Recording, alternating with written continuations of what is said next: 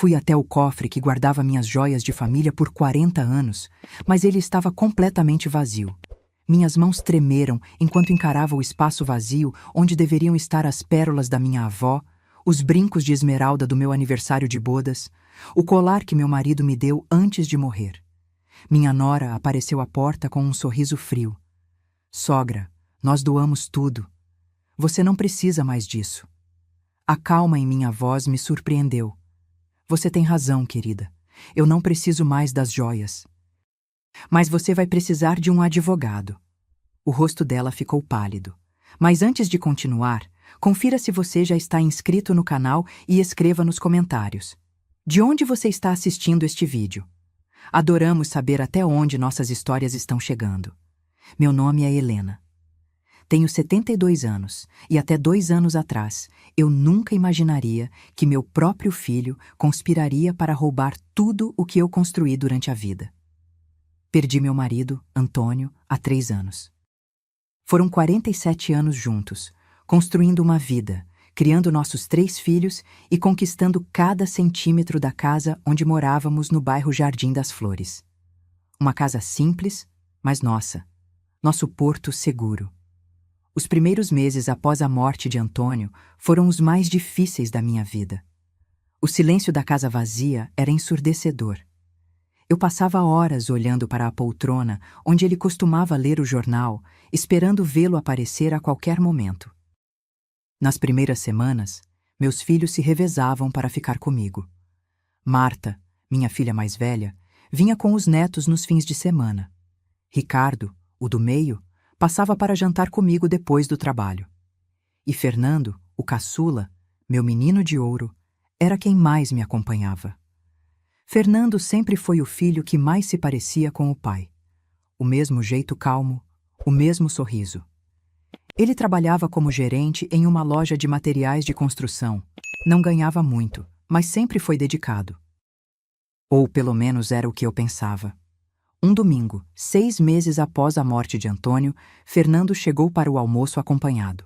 "Mãe, essa é a Cristina", ele disse, apresentando uma mulher jovem, de uns 30 anos, cabelos pintados de loiro e um sorriso que não chegava aos olhos. "Estamos namorando há 2 meses. Cristina me abraçou com força. "Dona Helena, Fernando fala tanto da senhora. É uma honra finalmente conhecê-la." Algo nela me incomodou desde o primeiro momento. Talvez fosse o jeito como seus olhos examinavam cada canto da minha sala, avaliando os objetos, ou como ela perguntou, logo no primeiro encontro, se a casa era mesmo minha ou se ainda pagávamos financiamento. Mas ignorei meu instinto. Meu filho estava feliz, e isso era o que importava. Nas semanas seguintes, Cristina se tornou presença constante nos almoços de domingo. Trazia sobremesas, ajudava a lavar a louça, fazia perguntas sobre minha vida. Parecia interessada em mim, e isso aplacou minhas suspeitas iniciais. Que tola eu fui! 3 meses depois, Fernando me deu a notícia. "Mãe, eu e a Cristina vamos nos casar." Fiquei surpresa com a rapidez, mas dei minha bênção. Queria ver meu filho feliz, e se ele havia encontrado alguém para compartilhar a vida após tantos relacionamentos fracassados, quem era eu para questionar? O casamento foi simples, no cartório, seguido de um almoço para a família e alguns amigos. Paguei pelo buffet e pelo bolo, feliz em poder ajudar. Cristina parecia radiante naquele dia, especialmente quando Fernando mencionou durante o brinde que estavam procurando um lugar para morar. "Vocês podem ficar aqui até encontrarem algo", ofereci sem pensar 2 vezes. "A casa é grande demais para mim sozinha." Fernando olhou para Cristina, que assentiu discretamente. "Seria só por uns meses, mãe, até juntarmos dinheiro para a entrada do nosso apartamento." Aquele sim mudaria minha vida para sempre. Eles se mudaram na semana seguinte. No começo, tudo parecia perfeito. Cristina preparava o jantar, Fernando consertava pequenas coisas pela casa que Antônio já não podia fazer. Às vezes, assistíamos juntos à novela das 9. Pela primeira vez desde a morte de Antônio, a casa não parecia vazia. Mas as mudanças começaram sutilmente. Primeiro, foram os móveis da sala. "Dona Helena, Esses sofás estão tão desgastados. O que acha de trocarmos por uns mais modernos? Depois foi a cozinha. Esses armários são tão antigos. Poderíamos reformar. Antes que eu percebesse, Cristina estava opinando sobre tudo. Minhas roupas. Essa saia é muito antiquada. Minha alimentação, tanto açúcar faz mal para a senhora? Meus remédios, a senhora realmente precisa de todos esses? E o pior, Fernando concordava com tudo. Meu filho, que sempre teve opinião forte, agora apenas repetia: "A Cristina tem razão, mãe."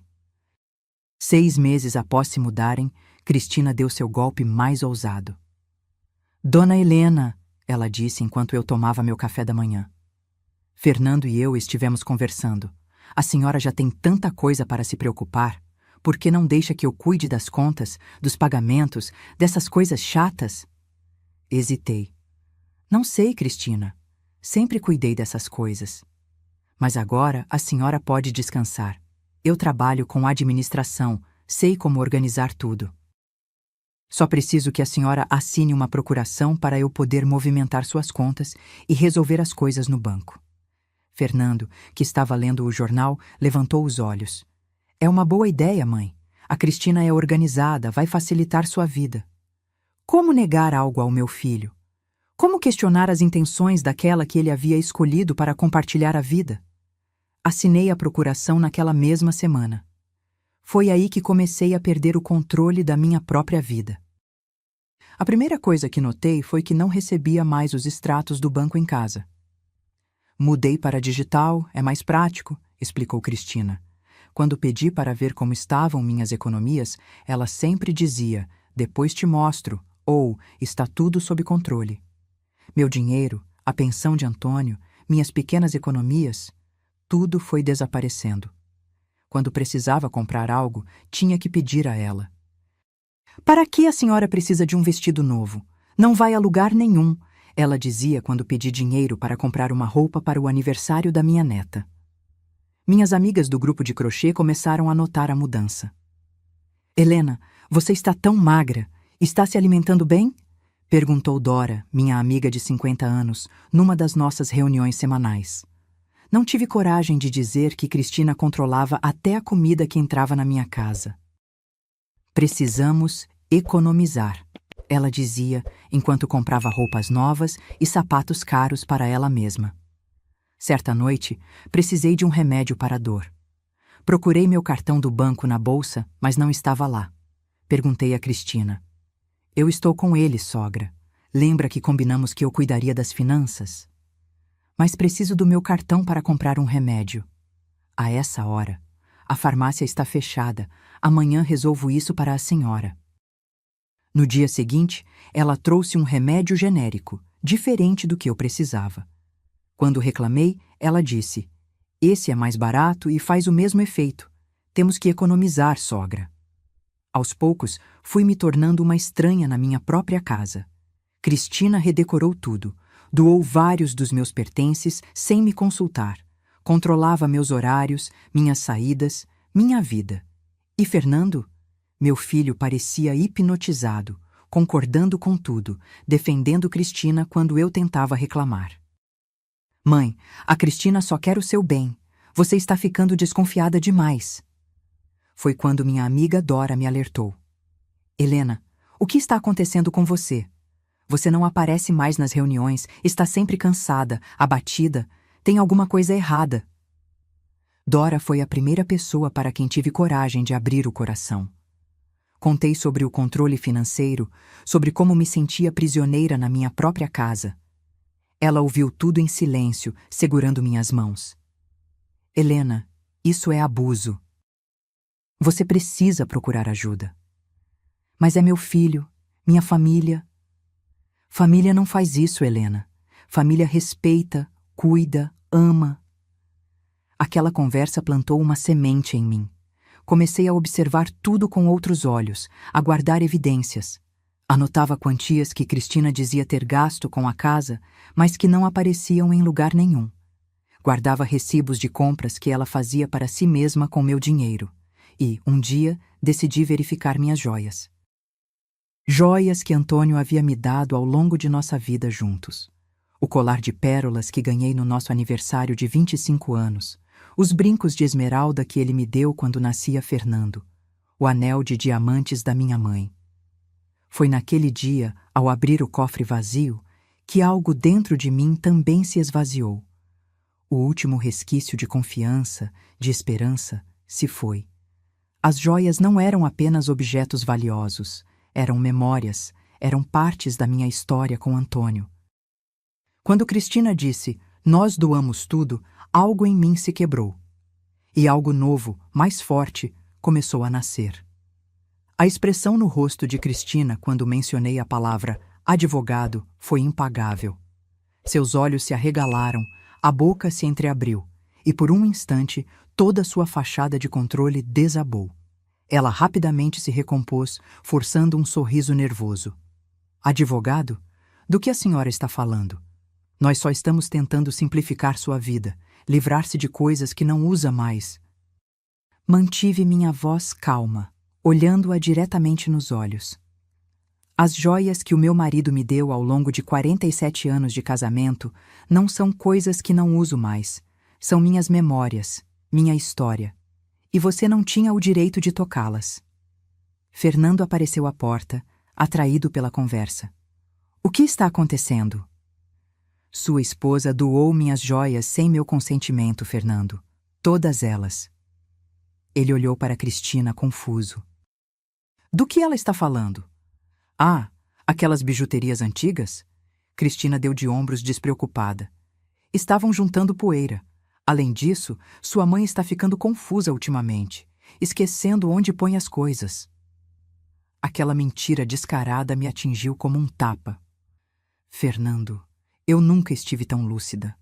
Suas joias estão no cofre do quarto, que só eu e seu pai conhecíamos a combinação.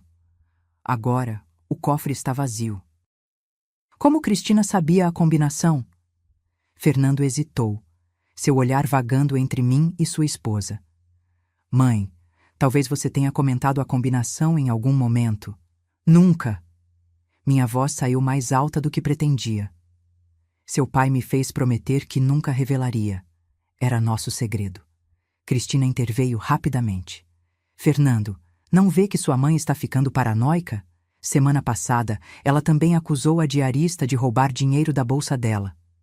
Isso nunca aconteceu, protestei. Viu só? Cristina suspirou dramaticamente. Ela nem lembra do que diz. Acho que precisamos considerar levá-la ao médico, talvez um neurologista. O olhar de pena que Fernando me lançou doeu mais que qualquer insulto. Meu próprio filho acreditava que eu estava perdendo a sanidade. Foi nesse momento que percebi. Eles estavam me roubando não apenas financeiramente, mas também tentavam roubar minha credibilidade, minha autonomia, minha dignidade. Não respondi mais nada naquele dia. Voltei para meu quarto, fechei a porta e chorei silenciosamente. Não eram apenas as joias que lamentava perder. Era a confiança no meu filho, o respeito próprio que Cristina tentava arrancar de mim, a segurança que eu deveria ter na minha própria casa. Naquela noite, não dormi. Minha mente fervilhava com pensamentos, dúvidas e, principalmente, com um sentimento que há muito não experimentava. Raiva. Uma raiva justa, uma indignação que me fez secar as lágrimas e tomar uma decisão. Se eles queriam guerra, teriam guerra. Na manhã seguinte, esperei que Fernando saísse para o trabalho. Cristina também saiu para fazer compras. Com a casa vazia, peguei o telefone e disquei um número que não usava há anos. Escritório de Advocacia Mendes e Associados. Boa tarde. Por favor, gostaria de falar com o Dr. Carlos Mendes. Ele está em reunião. Posso anotar seu recado? Diga a ele que Helena Costa, viúva de Antônio Costa, precisa falar com urgência. Ele vai entender. Carlos havia sido o advogado e amigo de Antônio por mais de 30 anos. Se alguém podia me ajudar, era ele. Menos de uma hora depois, meu telefone tocou. Helena, é o Carlos. Recebi seu recado. Aconteceu alguma coisa? Minha voz falhou por um instante. Ouvir a voz de Carlos, tão parecida com a de Antônio às vezes, trouxe um nó à minha garganta. Carlos, preciso de sua ajuda. É urgente. Acho que meu filho e minha nora estão me roubando.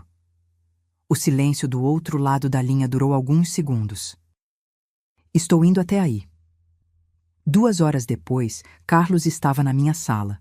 Aos 70 anos, ele ainda mantinha a postura ereta e o olhar agudo que Antônio sempre admirou. Contei-lhe tudo: a procuração, o controle financeiro, as joias desaparecidas, as acusações de que eu estava ficando senil. Carlos ouvia com atenção, fazendo anotações ocasionais. Quando terminei, ele tirou os óculos e suspirou. Helena, isso é mais comum do que você imagina. Chama-se abuso financeiro contra idosos. E pelo que você me conta, eles também estão praticando abuso psicológico, tentando minar sua confiança em si mesma. O que posso fazer, Carlos? Vamos precisar reunir provas. Primeiro, vamos ao banco amanhã para verificar os extratos das suas contas. Vou preparar um documento revogando a procuração. Depois, vamos fazer um boletim de ocorrência sobre as joias. Você tem alguma foto delas? Algum documento de avaliação? Por sorte, eu tinha.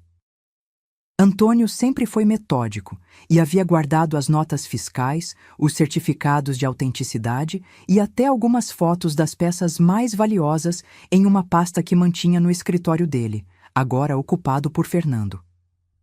Estão no escritório, mas não sei se ainda estão lá.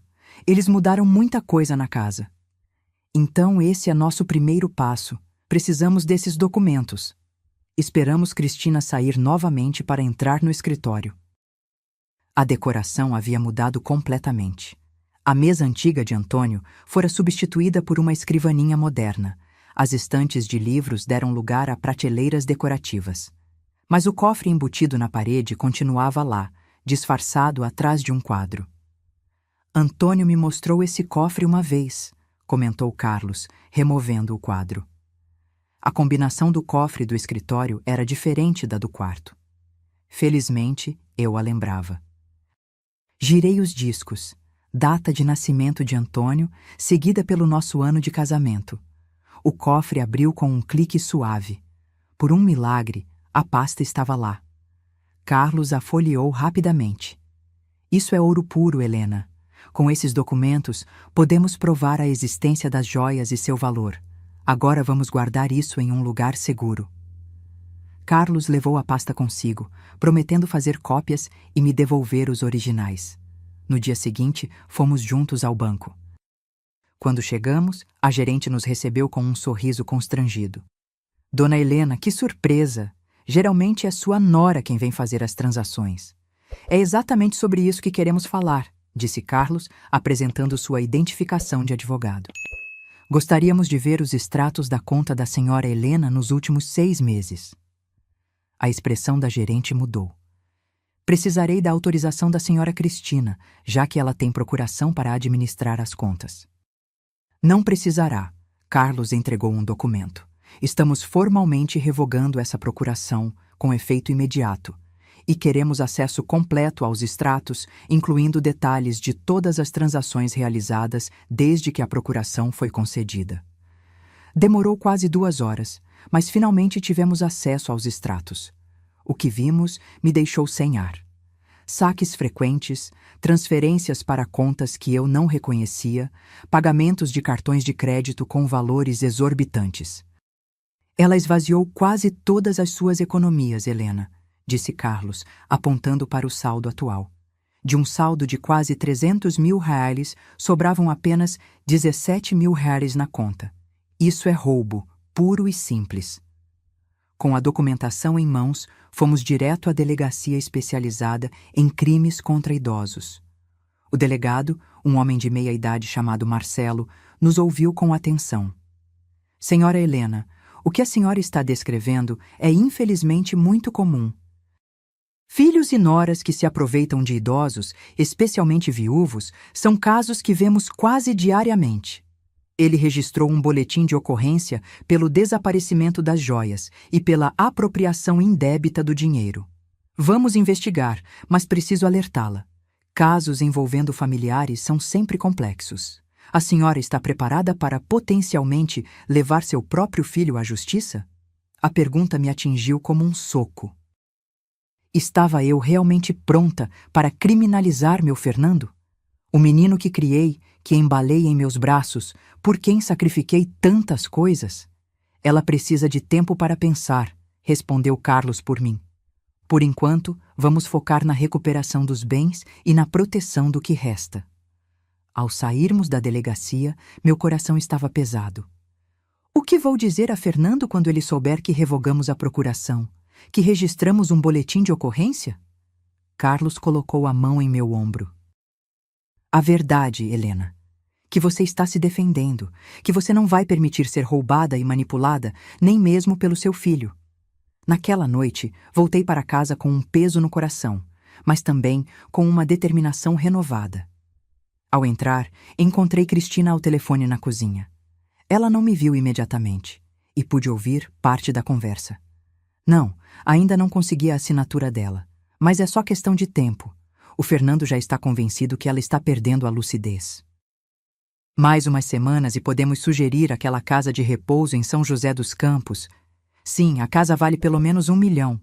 Depois de vender, compramos o nosso apartamento e ainda sobra uma boa grana. Congelei no lugar, meu sangue gelando nas veias. Eles não estavam apenas me roubando. Estavam planejando me internar para tomar minha casa. Recuei silenciosamente e saí da casa sem que Cristina me visse. Com as mãos trêmulas, peguei o celular e liguei para Carlos. Carlos, preciso de sua ajuda novamente. A situação é pior do que imaginávamos. O plano foi montado com cuidado. Carlos e eu conversamos por horas naquela noite, analisando cada detalhe da situação e todas as possíveis saídas. No final, concordamos que o melhor caminho seria confrontar Fernando e Cristina diretamente, mas apenas quando tivéssemos todas as evidências necessárias. Não podemos dar chance para eles negarem ou distorcerem os fatos, explicou Carlos. Precisamos de provas irrefutáveis e precisamos ter um plano para sua segurança após o confronto. Minha segurança. Nunca imaginei que precisaria me proteger do meu próprio filho. No dia seguinte, Carlos acionou um investigador particular, Renato, para rastrear o paradeiro das minhas joias. Se Cristina havia realmente doado as peças, talvez ainda fosse possível recuperá-las. Mas tanto Carlos quanto eu suspeitávamos que doar era apenas um eufemismo para vender ou penhorar. Enquanto isso, minha amiga Dora ofereceu sua casa caso eu precisasse sair da minha temporariamente. Você pode ficar comigo o tempo que for necessário, Helena. Meu apartamento é pequeno, mas tem espaço de sobra para você. Outro aliado inesperado surgiu na figura de Marta, minha filha mais velha. Ela vivia em Campinas, a 2 horas de distância, e vinha me visitar a cada 2 semanas. Quando contei a ela sobre minhas suspeitas, sua reação inicial foi de descrença. Mãe, tem certeza? O Fernando sempre foi tão responsável. Mostrei a ela os extratos bancários que consegui com Carlos. Seu rosto empalideceu ao ver as transferências sistemáticas, os saques frequentes. Meu Deus, mãe, isso é roubo. E tem mais.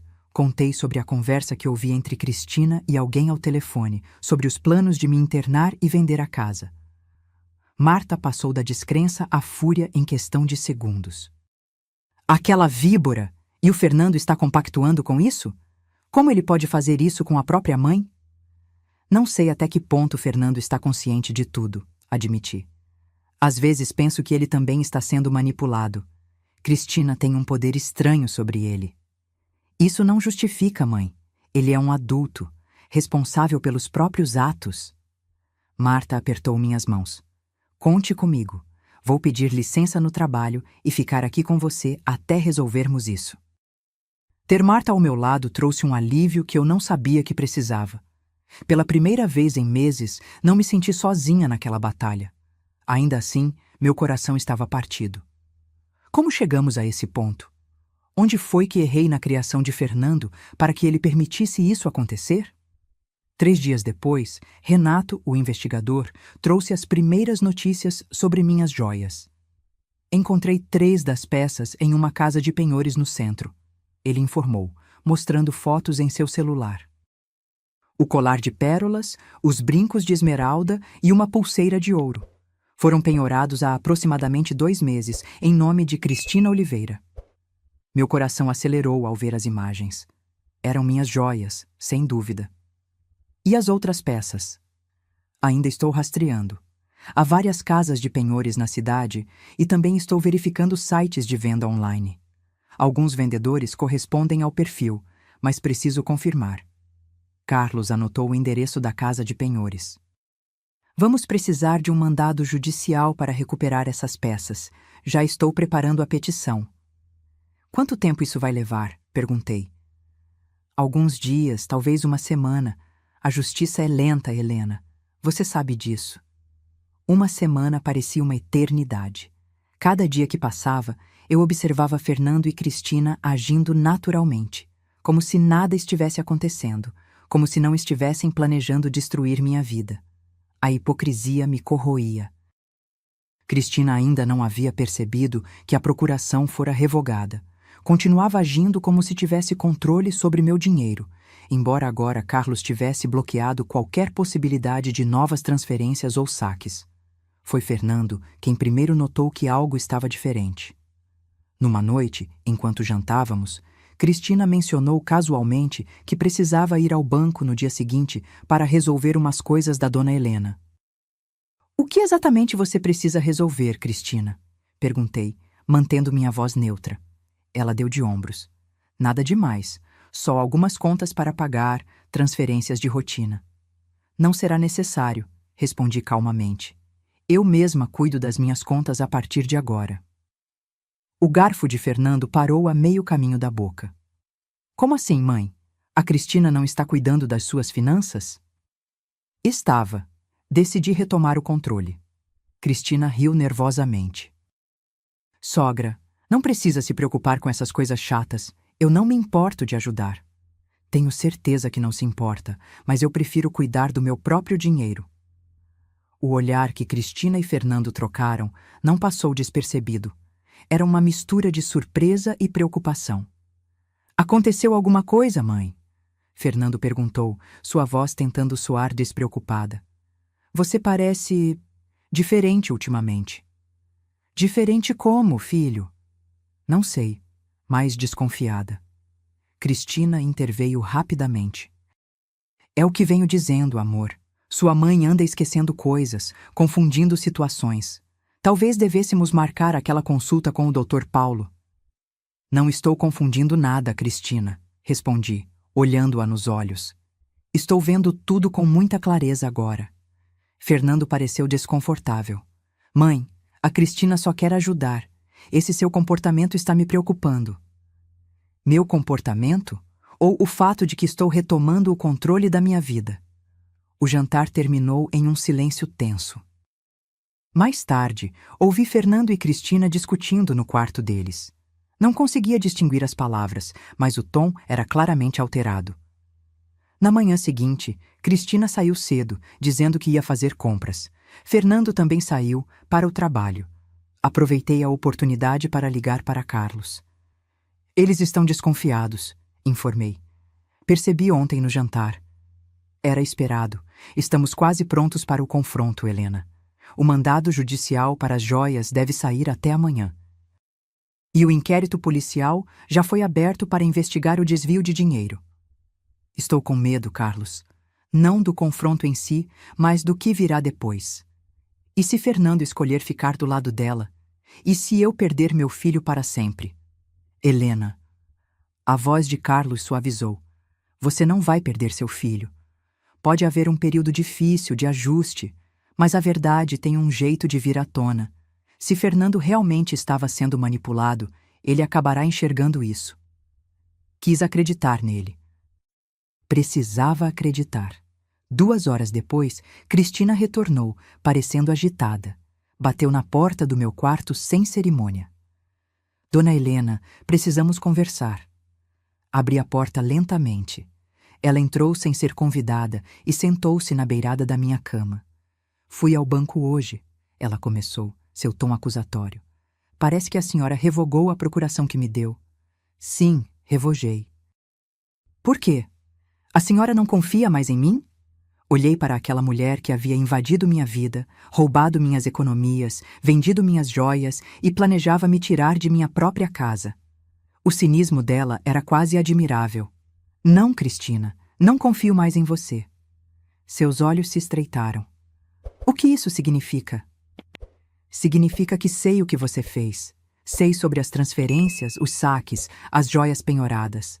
Sei também sobre seus planos para me internar e vender minha casa. O rosto de Cristina empalideceu por um instante, mas ela rapidamente recuperou a compostura. Do que a senhora está falando? Está ficando paranoica. É exatamente isso que temos notado, Fernando e eu. A senhora anda esquecendo coisas, inventando histórias. Isso é preocupante. Tenho extratos bancários, Cristina. Tenho provas de que você penhorou minhas joias. E ouvi sua conversa ao telefone sobre me internar numa casa de repouso. Pela primeira vez desde que a conheci, vi Cristina verdadeiramente desestabilizada. Seus olhos saltavam de um lado para outro, como se procurassem uma saída. Isso é ridículo. A senhora está delirando. Vou ligar para o Fernando agora mesmo. Fique à vontade. Na verdade, prefiro que ele esteja presente quando meu advogado chegar. Daqui a... Olhei para o relógio. Aproximadamente 1 hora. Advogado? Que advogado? Dr. Carlos Mendes. Era sócio do meu marido, lembra? Cristina levantou-se bruscamente. A senhora não pode fazer isso. Nós somos família. Família não rouba família, Cristina. Ela saiu batendo a porta. Ouvia discando freneticamente no telefone, sua voz alterada enquanto falava com Fernando. Sentei na beira da cama, meu coração batendo acelerado. Não havia volta agora. 1 hora depois, Fernando chegou em casa como um furacão. Sua expressão era uma mistura de raiva e confusão. Mãe, que história é essa de advogado? A Cristina está em prantos. Sente-se, Fernando. Temos muito o que conversar. Não quero me sentar. Quero saber por que a senhora está acusando minha esposa de roubo. Isso é insano. Nesse momento, a campainha tocou. Era Carlos, pontual como sempre. Ao seu lado estava Marta, que havia combinado de estar presente durante o confronto. O que é isso? Uma intervenção? Fernando perguntou ao ver minha filha. Podemos chamar assim, respondeu Carlos, estendendo a mão. Carlos Mendes, advogado da sua mãe. Fernando ignorou a mão estendida. Minha mãe não precisa de advogado. Isso é um mal-entendido. Receio que não, Sr. Fernando. Temos documentos que comprovam desvio de valores da conta da sua mãe nos últimos 6 meses, além de provas de que joias de valor sentimental e financeiro foram penhoradas sem o conhecimento ou consentimento dela. Carlos abriu sua pasta e começou a dispor os documentos sobre a mesa da sala. Extratos bancários com transferências destacadas em amarelo. Fotos das joias na casa de penhores. Comprovantes de gastos em lojas de luxo usando cartões em nome de Cristina, mas vinculados à minha conta. Fernando pegou os papéis com mãos trêmulas. Seu rosto foi perdendo a cor à medida que examinava as evidências. Isso deve ser um engano. Cristina? Ela apareceu na sala, os olhos vermelhos, mas estranhamente secos para alguém que estava supostamente em prantos. O que está acontecendo aqui, Cristina? Fernando perguntou, sua voz mais baixa agora. Não sei do que eles estão falando, amor. Eu administro as contas da sua mãe, sim, mas sempre para o benefício dela. Então, como explica estas transferências para sua conta pessoal? Carlos apontou para um dos extratos. E estes saques em dinheiro quase diários? Eram para despesas da casa, claro. 5.000 guerrares por semana em despesas domésticas? Questionou Marta. Para 3 pessoas numa casa onde as contas principais são pagas diretamente pela aposentadoria da mamãe? Não me parece plausível, Cristina. Cristina olhou para Fernando, seus olhos implorando por apoio. Amor, você sabe como cuidar de sua mãe exige recursos. Ela tem necessidades especiais, medicamentos caros. Quais medicamentos caros, Cristina? Perguntei. Todos os remédios que tomo são cobertos pelo plano de saúde, e você sabe disso. O silêncio que se seguiu foi ensurdecedor. Fernando passava as mãos pelos cabelos, seu olhar vagando entre os documentos. Cristina e eu. E as joias, Cristina? Carlos continuou. Pode explicar como foram parar nesta casa de penhores? Foram doadas, como já expliquei. Com seu nome como depositante e em troca de dinheiro? Isso não é doação, senhora. É penhora. Fernando finalmente encontrou sua voz. Cristina, você vendeu as joias da minha mãe? Não vendi. Só penhorei temporariamente. Íamos recuperá-las quando nossa situação melhorasse. Nossa situação? Fernando franziu a testa. Que situação? Estamos bem financeiramente. Um novo silêncio, mais pesado que o anterior. O olhar de Fernando para Cristina agora continha algo diferente. Suspeita. O que mais você não está me contando, Cristina? Carlos interveio. Senhor. Fernando, temos razões para acreditar que você e sua esposa estavam planejando internar Dona Helena em uma casa de repouso contra a vontade dela, para então vender esta casa. Fernando arregalou os olhos. O quê? Isso é absurdo! É mesmo, Fernando? Perguntei, minha voz calma, mas firme. Então, por que Cristina estava discutindo isso ao telefone? Porque ela tem insistido que estou confusa, esquecida, quando nunca tive problemas de memória? Por que você tem concordado com cada acusação dela sobre minha sanidade? Meu filho me olhou como se me visse pela primeira vez. Mãe, eu não sabia... Não minta, Fernando. Cristina explodiu subitamente. Nós conversamos sobre isso. Sobre como sua mãe estaria melhor em um lugar com cuidados especializados. Como esta casa é grande demais para ela sozinha. Como poderíamos usar o dinheiro da venda para recomeçar nossa vida, comprar nosso próprio lugar? O olhar de traição que Fernando lançou a Cristina dizia tudo. Conversamos sobre como um dia, talvez, quando mamãe realmente precisasse de cuidados, poderíamos considerar uma casa de repouso de qualidade. Nunca falamos em vender a casa dela ou forçá-la a qualquer coisa. Você é tão ingênuo, Fernando, Cristina gritou, toda a fachada desmoronando. Acha que vamos conseguir algo na vida morando de favor com sua mãe? Tendo que pedir permissão para tudo? Dependendo da boa vontade dela? Morando de favor? A voz de Fernando subiu uma oitava. Esta é a casa da minha mãe, nós que estamos aqui de favor. E quanto tempo mais vamos ficar assim? Anos, décadas, esperando ela... Cristina se calou, mas o dano já estava feito. Esperando eu morrer, Cristina? É isso? Completei. Cristina desabou no sofá, o rosto nas mãos. Você não entende, Fernando.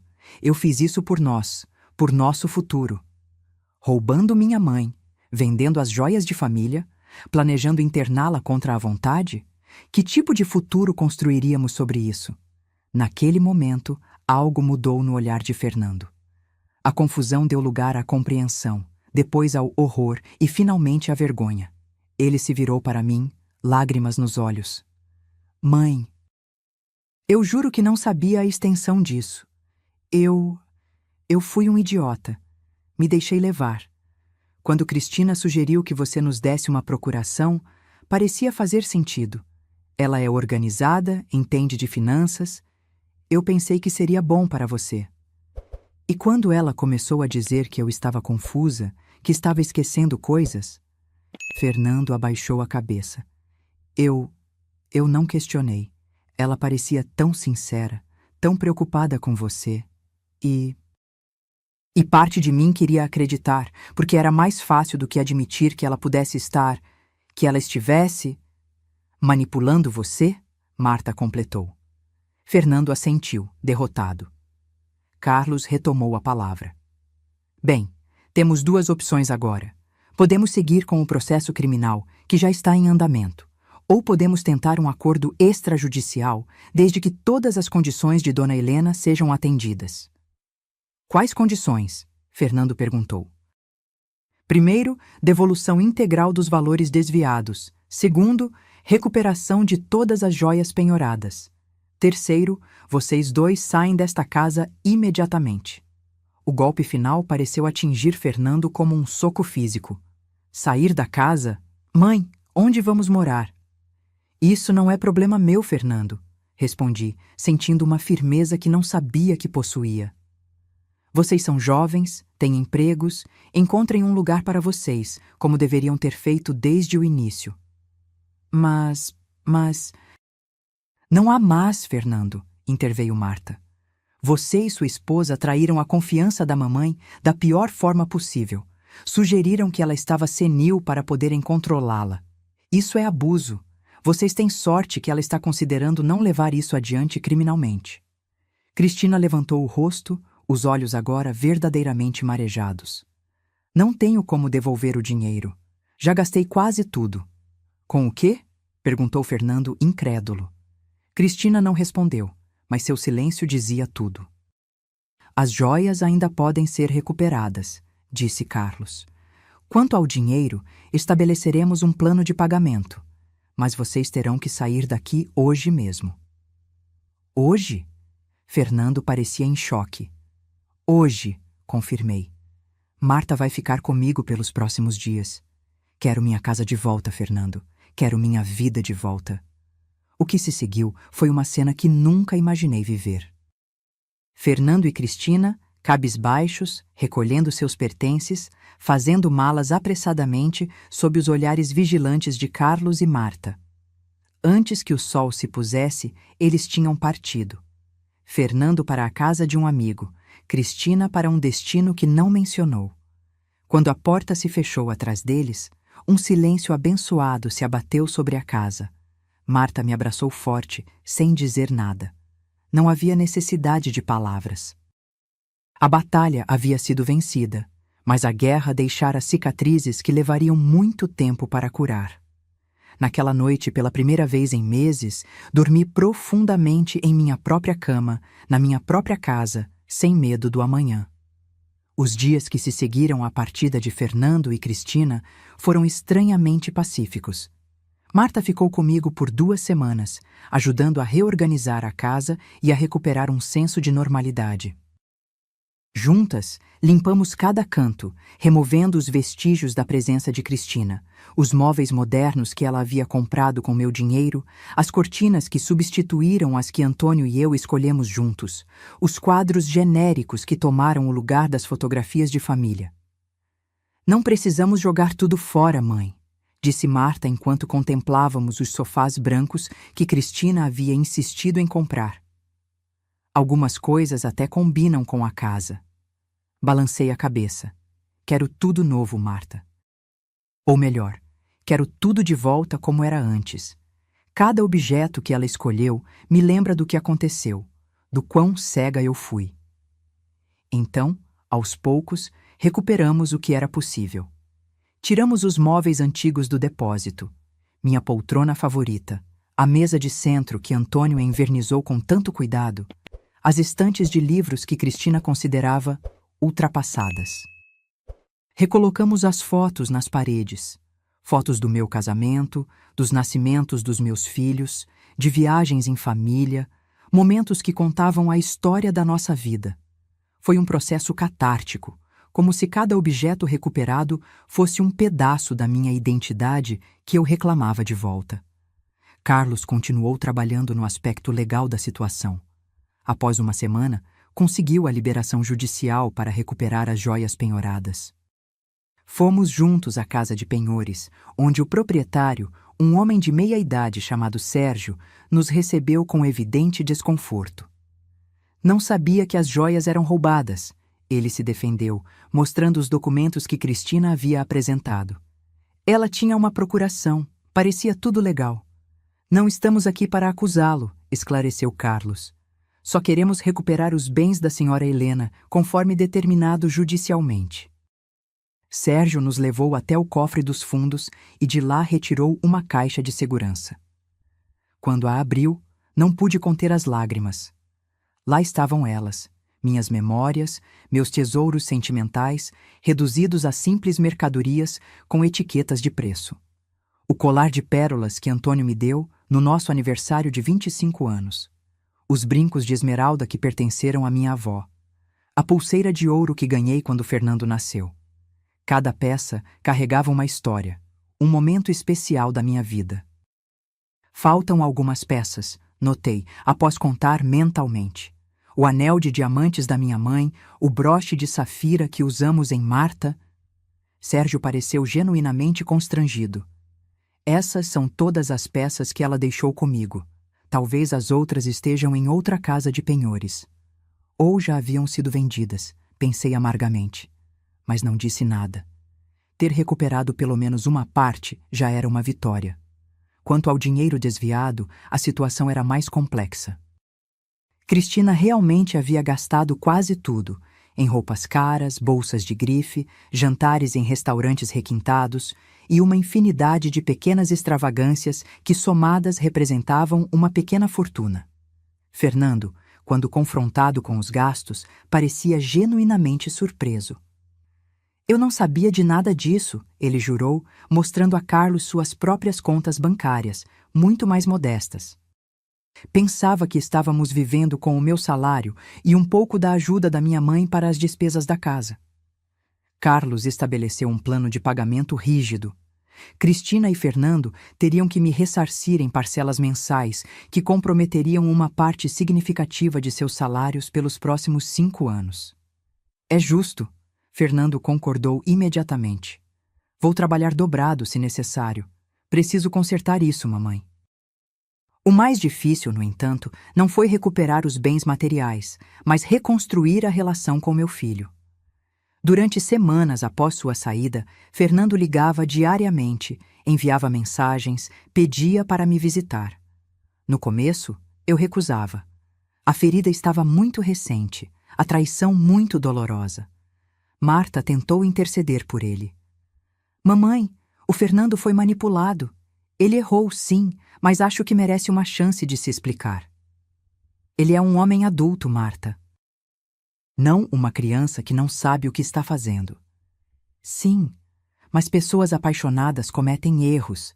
A Cristina claramente tinha um poder sobre ele. Relutante, acabei concordando em receber Fernando para um café numa tarde de domingo, quase um mês após os acontecimentos. Ele chegou pontualmente, parecendo nervoso e abatido. Havia perdido peso, e olheiras profundas marcavam seu rosto. Obrigado por me receber, mãe, ele disse, aceitando a xícara de café que lhe ofereci. Sentamo-nos na varanda, o lugar onde tantas vezes havíamos conversado no passado. Como a senhora está? Melhor, agora que tenho minha casa de volta. Fernando assentiu, engolindo em seco. Mãe, eu sei que um pedido de desculpas não é suficiente. Sei que o que aconteceu é imperdoável. Mas preciso que a senhora saiba que nunca, em nenhum momento, concordei conscientemente em prejudicá-la. Fernando, você assinou uma procuração que dava controle total do meu dinheiro a Cristina. Você concordou quando ela sugeriu que eu estava ficando senil. Você ficou do lado dela em cada discussão. Eu sei, eu sei. Ele passou as mãos pelo rosto, claramente angustiado. Não tenho desculpas, só explicações, se a senhora estiver disposta a ouvir. Fiz um gesto para que continuasse. Quando conheci Cristina, estava num momento difícil. A perda do papai me afetou mais do que eu admitia. Sentia-me sozinho, perdido. Então ela apareceu, linda, cheia de vida, interessada em mim. Foi como um raio de luz. Ele fez uma pausa, olhando para o horizonte. Cristina tinha um jeito de me fazer acreditar que éramos uma equipe, que juntos poderíamos conquistar o mundo.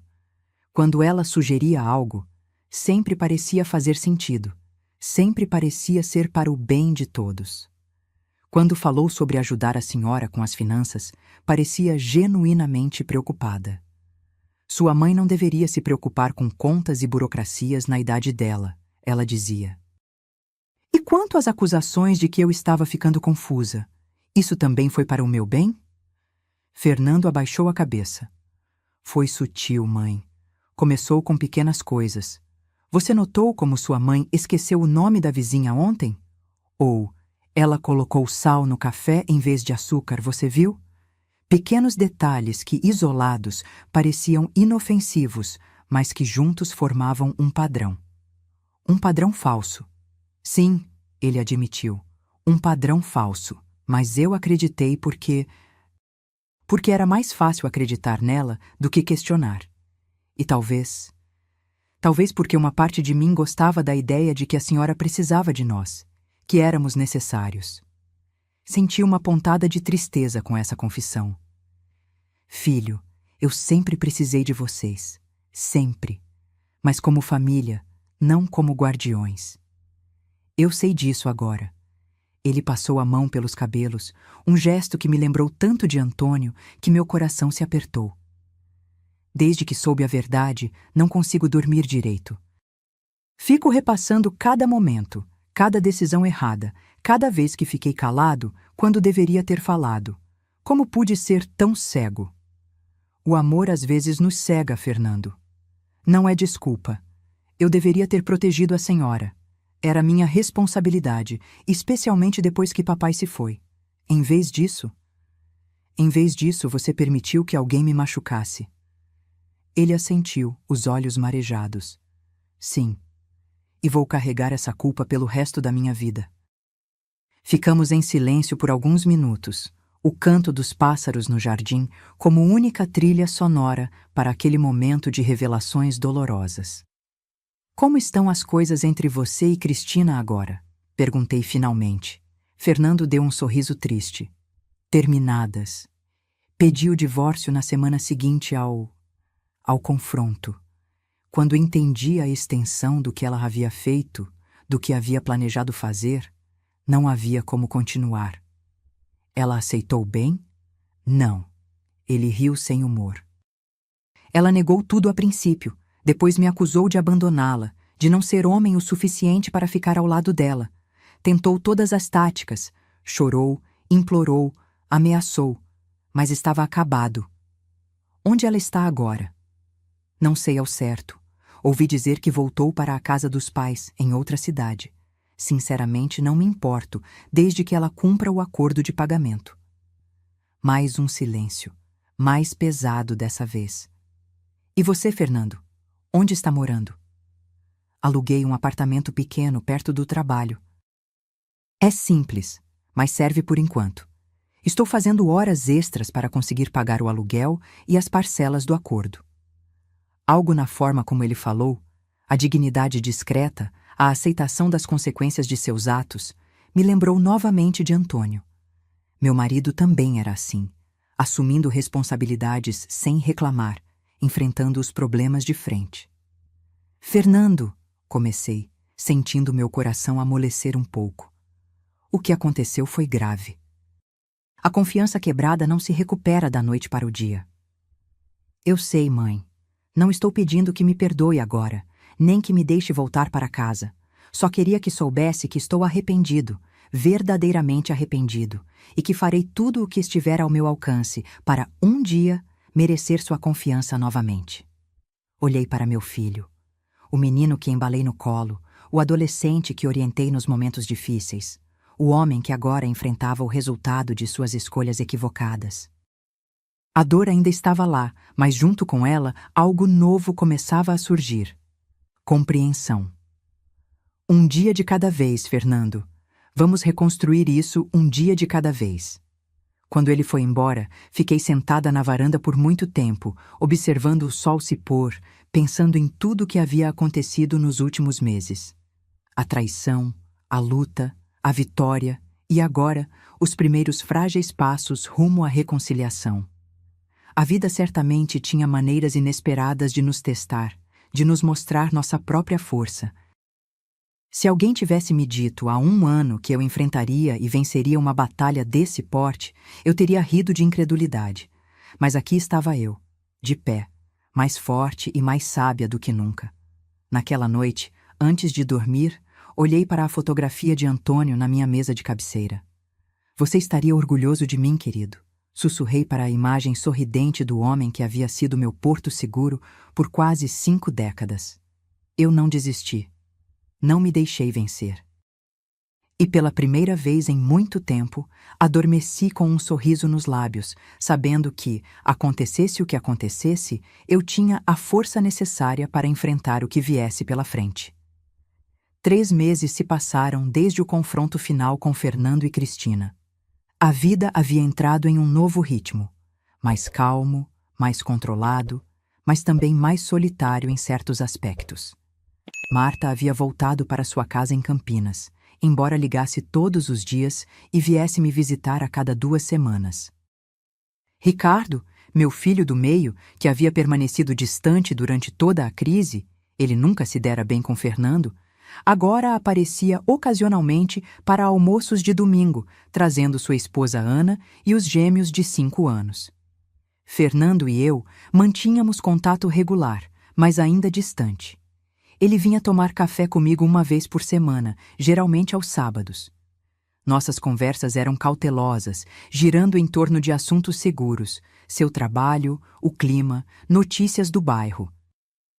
Evitávamos mencionar Cristina ou o passado recente. Era como se ambos soubéssemos que a ferida ainda estava cicatrizando, e tocar nela poderia reabrir o machucado. Ele cumpria rigorosamente o acordo de pagamento, às vezes depositando até mais do que o valor estipulado para aquele mês. "Quero quitar essa dívida o quanto antes", ele me disse uma vez. Não pelo dinheiro em si, mas pelo que ele representa. Carlos Mendes continuava monitorando a situação legal. Graças aos seus esforços, conseguimos recuperar mais 2 das minhas joias desaparecidas. O anel de diamantes da minha mãe estava em uma casa de penhores em outra cidade, e o broche de safira havia sido vendido online. Mas o comprador concordou em devolvê-lo mediante reembolso quando soube das circunstâncias. Ainda faltavam algumas peças, provavelmente vendidas sem registro ou negociadas de forma que não poderíamos rastrear. Aceitei essa perda como parte do preço a ser pago pela minha ingenuidade. Nem tudo poderia ser recuperado, mas o que importava é que eu havia recuperado minha autonomia, minha dignidade. Com o apoio de Dora e outras amigas do grupo de crochê, voltei a participar das atividades sociais que Cristina havia sutilmente me afastado. Voltei a frequentar o clube de leitura às quintas-feiras, retomei minhas aulas de hidroginástica e até me inscrevi em um curso de pintura para iniciantes no centro comunitário. "Estou orgulhosa de você, Helena", disse Dora após uma de nossas aulas de pintura. "Muitas pessoas, depois do que você passou, teriam se fechado, teriam ficado amarguradas. Mas olha você aí, vivendo, aprendendo coisas novas." "Não vou deixar que eles me roubem isso também, Dora. Já levaram dinheiro, joias. Minha confiança no meu próprio filho. Não vão levar minha alegria de viver." Foi Dora quem sugeriu que eu procurasse um grupo de apoio. Existem muitos idosos que passam por situações semelhantes, Helena. Compartilhar experiências pode ajudar no processo de cura. Relutante a princípio, acabei aceitando a sugestão e comecei a frequentar um grupo no Centro de Assistência Social do bairro. Ali conheci outras mulheres, e alguns homens, que haviam sido vítimas de abuso financeiro por parte de familiares. Suas histórias eram diferentes da minha em detalhes, mas assustadoramente semelhantes na essência. Havia Maria, de 78 anos, cujo sobrinho havia convencido-a a colocá-lo como procurador de todas as suas contas, apenas para esvaziar suas economias em menos de 1 ano. Pedro, de 82, cujo filho e nora haviam vendido sua casa sem seu consentimento, usando uma procuração forjada. Célia, de 70, que havia sido praticamente mantida em cárcere privado pelos filhos, que controlavam cada centavo de sua aposentadoria. Ouvir essas histórias me fez perceber que não estava sozinha, que não havia sido especialmente tola ou ingênua. Era um padrão, uma tática predatória que afetava idosos de todas as classes sociais e níveis educacionais. "O problema não é a idade em si", explicou a psicóloga que coordenava o grupo, doutora Lúcia. "É a vulnerabilidade emocional." Muitos idosos, especialmente após a perda de um cônjuge, enfrentam solidão, medo do abandono. Os predadores, infelizmente, muitas vezes membros da própria família, exploram essa vulnerabilidade. As sessões semanais do grupo se tornaram um porto seguro para mim, um lugar onde podia expressar meus sentimentos mais sombrios, a raiva, a vergonha, o ressentimento, sem julgamentos. Onde podia receber e oferecer apoio, onde podíamos todos juntos transformar nossas experiências dolorosas em aprendizado e crescimento. Em uma dessas sessões, conheci Teresa, uma senhora de 75 anos que havia passado por uma situação quase idêntica à minha. Sua filha e genro haviam se mudado para sua casa após a morte de seu marido, assumido o controle de suas finanças e planejavam interná-la em um asilo para vender sua propriedade. Como você conseguiu sair dessa situação? Perguntei a ela após a sessão, enquanto tomávamos um café na lanchonete próxima.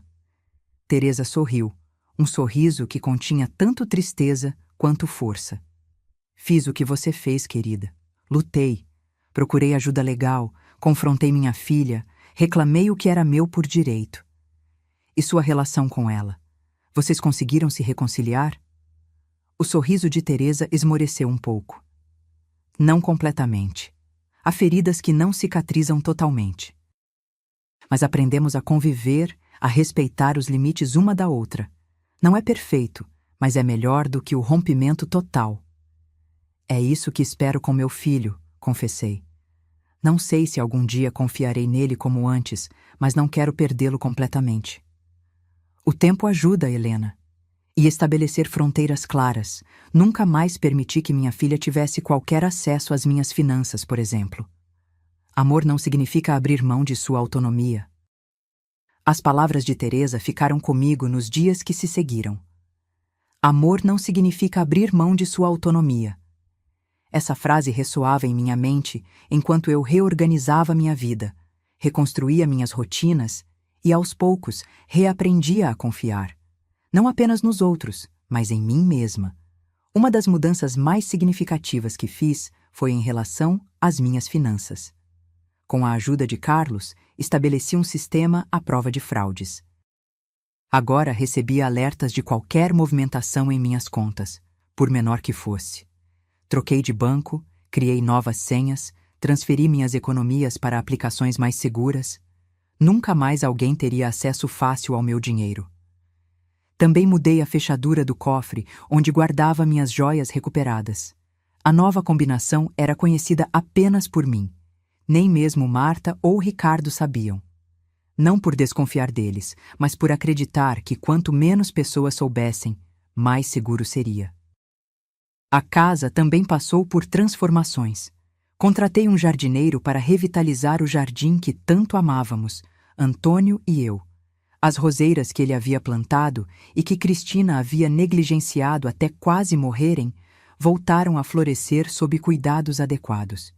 Pintei as paredes de cores vivas, um amarelo suave na sala, um azul sereno no quarto, tons que traziam luz e alegria aos ambientes que por tanto tempo haviam parecido uma prisão. Está ficando lindo, mãe, comentou Marta durante uma de suas visitas, enquanto admirávamos o novo visual da sala. Parece que a casa está respirando novamente. É assim que me sinto também, respondi, como se estivesse respirando pela primeira vez em muito tempo. Os meses foram passando.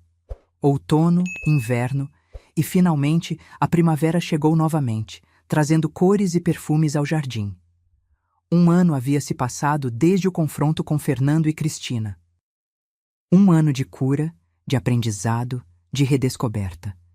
Em uma manhã de sábado, Fernando apareceu para nosso café habitual trazendo uma surpresa. Uma caixa pequena, embrulhada em papel azul com uma fita dourada.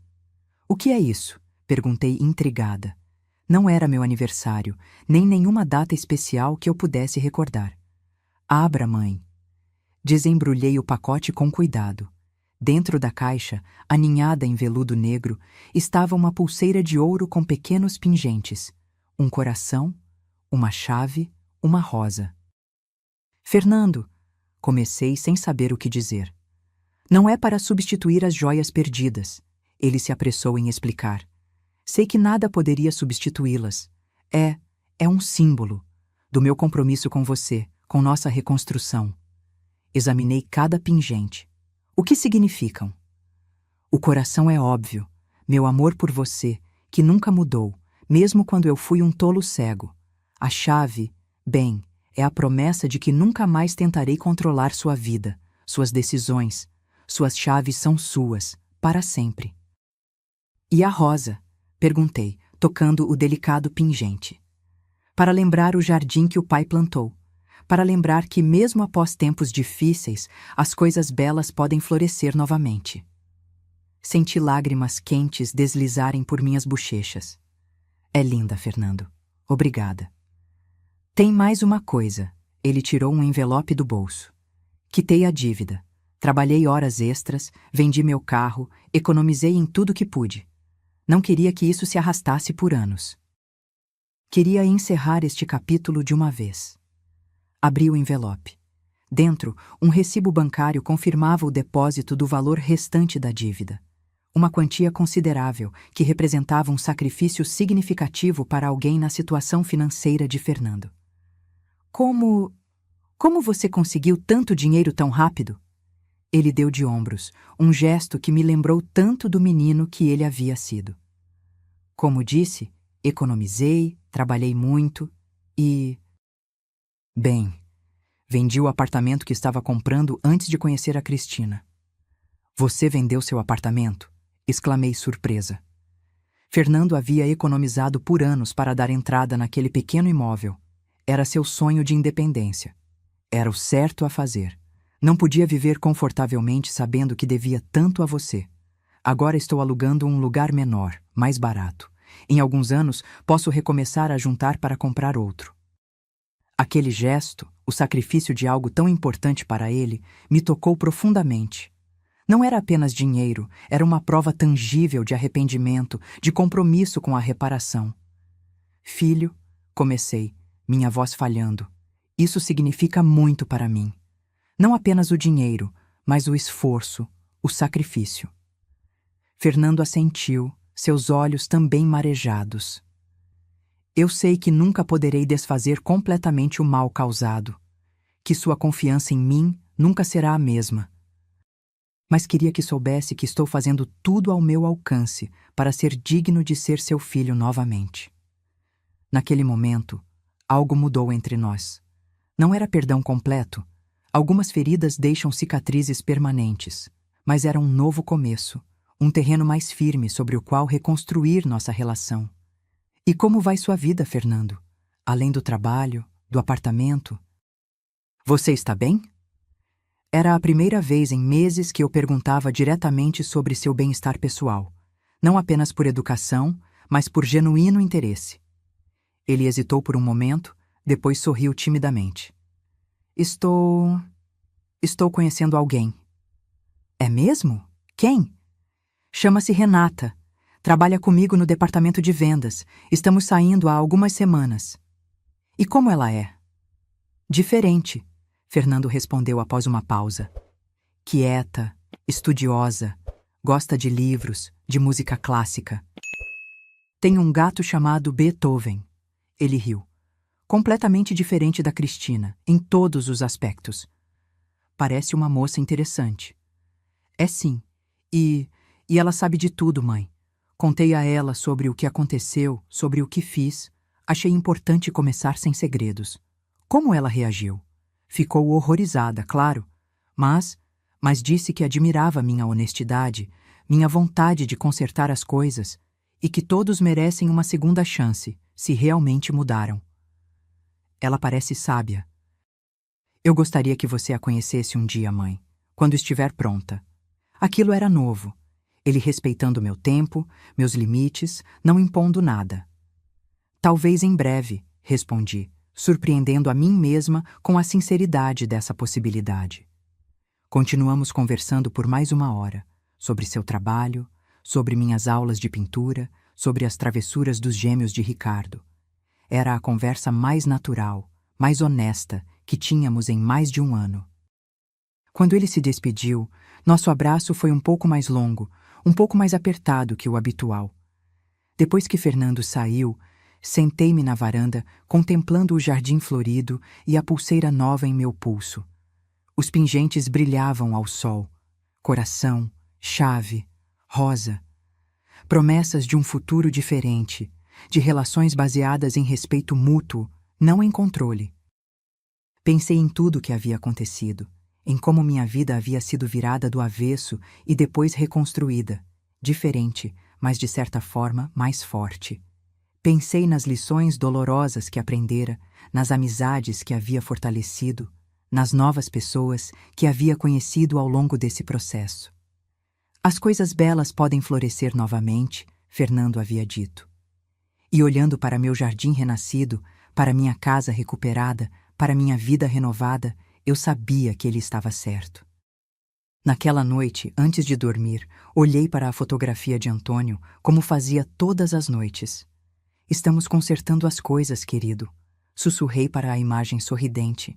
Não é perfeito, mas estamos caminhando, passo a passo, dia a dia. E pela primeira vez desde que tudo começara, senti que realmente havíamos virado uma página. Que o pior havia ficado para trás. E que o que viria pela frente, com todas as suas incertezas e desafios, seria enfrentado com a força que eu nem sabia que possuía até ser testada. Uma força que sempre esteve lá, adormecida, esperando o momento de despertar. O tempo tem um jeito curioso de transformar nossas perspectivas. Mais 6 meses se passaram desde aquele dia em que Fernando me presenteou com a pulseira e quitou sua dívida. Agora, olhando para trás, aquele momento parece um verdadeiro divisor de águas em nossa relação. Nossas conversas se tornaram mais frequentes, nossos encontros menos tensos. Fernando voltou a aparecer para almoços de domingo, inicialmente sozinho, depois ocasionalmente acompanhado por Renata, a jovem de quem havia falado. Minha primeira impressão dela foi positiva. Calma, observadora, com um sorriso gentil que parecia genuíno. Completamente diferente de Cristina, não apenas na aparência. Renata era mais baixa, com cabelos castanhos naturais e roupas simples, mas principalmente na atitude. Onde Cristina era dominante e barulhenta, Renata era respeitosa e atenta. Onde Cristina avaliava objetos, Renata observava pessoas. Dona Helena, Fernando me contou que a senhora pinta. Ela comentou durante um de nossos almoços.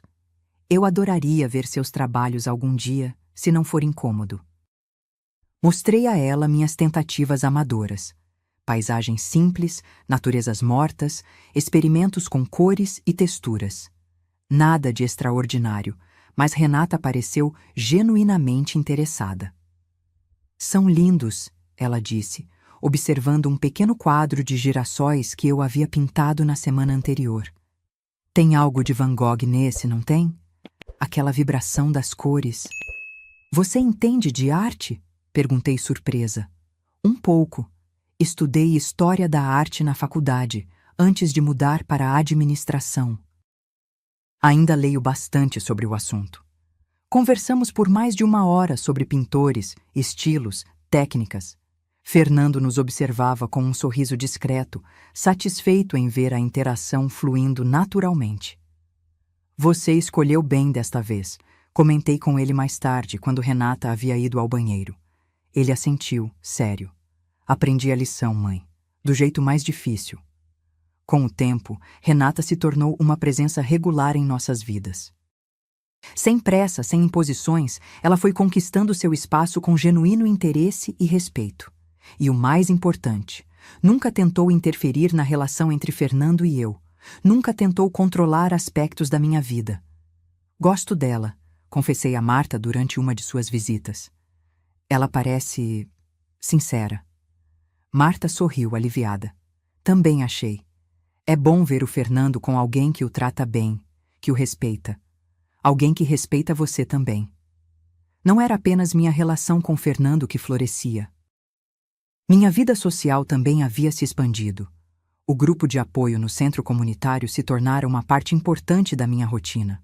Ali, além de dar e receber suporte emocional, formei novas amizades, pessoas que entendiam exatamente pelo que eu havia passado, que não julgavam minhas decisões ou minha vulnerabilidade. Teresa, a senhora que havia passado por situação semelhante à minha, se tornou uma companheira regular para chás da tarde e sessões de cinema. Aos 75 anos, ela tinha uma energia e um entusiasmo pela vida que eram contagiantes. A melhor vingança contra quem tentou nos destruir, Helena, é viver bem, ela costumava dizer, saboreando um pedaço de bolo de chocolate. Cada novo dia, cada nova experiência, cada risada é uma vitória. Foi Teresa quem me incentivou a me tornar voluntária no próprio centro comunitário, compartilhando minha experiência com outras pessoas idosas que enfrentavam situações de abuso financeiro ou emocional. Sua história pode ajudar a salvar outros, querida, ela disse. Mostrar que é possível se levantar, se defender, recomeçar. E assim, uma vez por semana, eu me sentava em uma sala simples no centro comunitário e contava minha história, a viuvez, a solidão, a chegada de Cristina, os sinais que ignorei, a manipulação que sofri e, finalmente, como consegui recuperar o controle da minha vida. O mais importante, eu dizia às pessoas que me ouviam com atenção, é reconhecer os sinais precocemente. Quando alguém começa a te afastar dos seus amigos, a questionar sua memória ou sanidade, a insistir em controlar seu dinheiro para te ajudar, esses são sinais de alerta. Era difícil reviver aqueles momentos, mas cada vez que via uma luz de reconhecimento nos olhos de alguém, cada vez que alguém vinha me agradecer após as reuniões, dizendo: "Isso está acontecendo comigo agora", sentia que minha dor havia servido para algum propósito maior. Você está salvando vidas, Helena. Doutora. Lúcia, a psicóloga do centro, me disse certo dia: muitos idosos preferem morrer em silêncio do que admitir que estão sendo abusados pela própria família. Seu exemplo dá coragem a eles. Enquanto minha vida se expandia em novas direções, as notícias sobre Cristina eram escassas. Segundo o que Fernando ouvira, ela havia se mudado para o interior do estado, onde conseguira um emprego como vendedora em uma loja de departamentos. Aparentemente, continuava cumprindo o acordo de pagamento, embora com atrasos ocasionais. Ela ligou para mim uma vez. Fernando me contou durante um de nossos cafés. Pediu para voltar. Disse que tinha mudado, que percebeu seus erros. E o que você disse a ela? Que algumas pontes, uma vez queimadas, não podem ser reconstruídas, que desejava o melhor para ela, mas que nosso tempo havia passado. Foi difícil para você? Fernando refletiu por um momento. Menos do que eu esperava. O que tivemos não era real, mãe. Era uma ilusão. Ela me manipulava tanto quanto manipulava você, só de formas diferentes. Compreendi o que ele queria dizer. Cristina havia encontrado a vulnerabilidade de cada um de nós. Minha solidão após a morte de Antônio, a insegurança emocional de Fernando, e explorado essas fraquezas para seus próprios fins. Sabe o que é engraçado? Continuei. Depois de tudo, não sinto raiva dela. Não mais. Sinto pena. Pena? Sim. Que tipo de pessoa precisa manipular, enganar e roubar os outros para se sentir poderosa? Que tipo de vazio existe dentro de alguém assim? É triste quando se pensa bem. Fernando assentiu lentamente. Nunca tinha pensado dessa forma, mas faz sentido. No fundo, pessoas como ela são vazias, insaciáveis. Exatamente. E nós seguimos em frente, aprendemos, crescemos, enquanto ela... Bem, ela provavelmente continuará repetindo os mesmos padrões, buscando novas vítimas, nunca realmente satisfeita. Naquela tarde, após Fernando ir embora, fiquei pensando em como a vida dá voltas. 2 anos antes, eu era uma viúva solitária, vulnerável, facilmente manipulada. Agora, eu era uma mulher forte, consciente de meus direitos, capaz de ajudar outros em situações semelhantes. A perda havia sido real, não apenas financeira, mas emocional. A confiança quebrada, especialmente com Fernando, nunca seria completamente restaurada. Haveria sempre uma pequena reserva, uma hesitação sutil. Mas o ganho também era inegável. Eu havia descoberto uma força que não sabia possuir. Havia aprendido a estabelecer limites, a exigir respeito, a viver em meus próprios termos. Aquela noite, recebi uma ligação inesperada. Era Carlos Mendes. Helena, tenho notícias sobre mais uma de suas joias. Meu coração acelerou. Qual delas? O colar de safiras pequenas, aquele que você descreveu como presente do seu aniversário de 40 anos. Onde o encontraram? Em um site de leilões online. Estava sendo vendido por um colecionador de São Paulo. Quando expliquei a situação, ele concordou em devolvê-lo mediante comprovação de propriedade e reembolso do valor que pagou. Quanto? R$ 5.000. Sei que é mais do que gostaríamos, mas... Eu pago. Interrompi sem hesitar. Aquele colar... Antônio economizou por meses para me dar de presente. Tem um valor sentimental que não pode ser medido. Entendo perfeitamente. Vou iniciar os procedimentos amanhã mesmo. Após desligar, fui até minha caixa de joias, não mais escondida no cofre, mas sobre minha penteadeira, onde sempre estivera antes de Cristina entrar em nossas vidas. Abria e passei os dedos pelas peças recuperadas. Cada uma contava uma história. Cada uma representava um momento especial compartilhado com Antônio. O colar de safiras tinha sido especial. Antônio havia trabalhado horas extras por meses para conseguir comprá-lo. Azul como seus olhos, ele havia dito ao colocá-lo em meu pescoço naquela noite de aniversário, há mais de 3 décadas.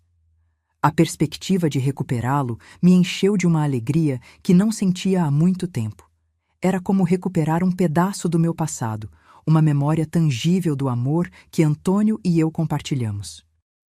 Dormi com um sorriso nos lábios aquela noite, sonhando com aniversários passados, com Antônio ajudando-me a colocar o colar, com nossos filhos pequenos correndo pela casa, com tempos mais simples e felizes. Pela manhã, ao acordar, tive uma ideia. Peguei o telefone e liguei para Fernando. Filho, tenho um favor a te pedir. 2 semanas depois, Fernando e eu estávamos em São Paulo, em um café elegante no centro da cidade. Do outro lado da mesa estava um homem de meia-idade, bem vestido, com expressão séria, mas educada. Senhora Helena, ele disse, estendendo a mão. Sou Paulo Mendes. Sinto muito pelas circunstâncias em que seu colar chegou até mim. O senhor não tinha como saber, respondi, apertando sua mão. Agradeço por concordar em devolvê-lo. Paulo abriu uma pequena caixa de veludo azul. Dentro, o colar de safiras repousava intacto, as pedras azuis brilhando sob a luz suave do café. É lindo, comentou ele. Peças assim com tanta história não são apenas joias, são pedaços de vida. Exatamente, concordei, emocionada ao ver o colar depois de tanto tempo. Este foi um presente do meu marido há mais de 30 anos. Fernando, que até então observava em silêncio, tirou um envelope do bolso. Aqui está o valor combinado, Sr. Paulo. O homem aceitou o envelope, contou rapidamente as notas e assentiu, satisfeito. Tudo certo. Ele me entregou a caixa com o colar. Espero que traga boas lembranças de volta. Quando Paulo se retirou, Fernando me olhou com um sorriso tímido. Posso?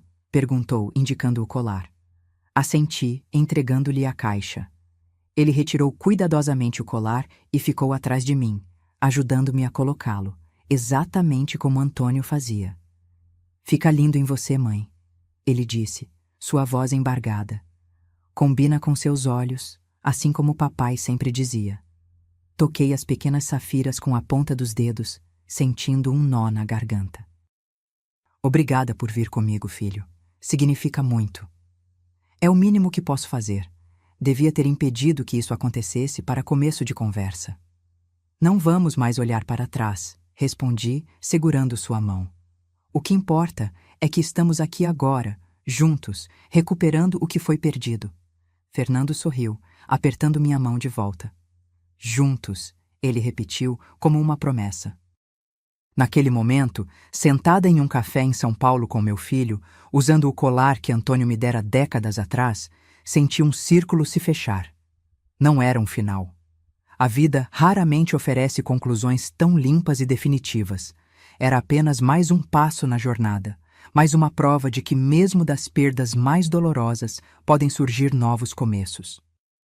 Ao voltarmos para casa naquela noite, olhei para as estrelas pelo vidro do carro e sussurrei um agradecimento silencioso a Antônio, onde quer que ele estivesse, por ter me dado a força para enfrentar essa batalha e por ter criado filhos que, apesar dos tropeços, encontravam seu caminho de volta ao que realmente importava. Agora, se você gostou dessa história, clica em se inscrever e me diz nos comentários qual parte te deixou de queixo caído. Ah, e não esqueça de se tornar membro para ter acesso a vídeos exclusivos que não posto aqui. Te espero lá.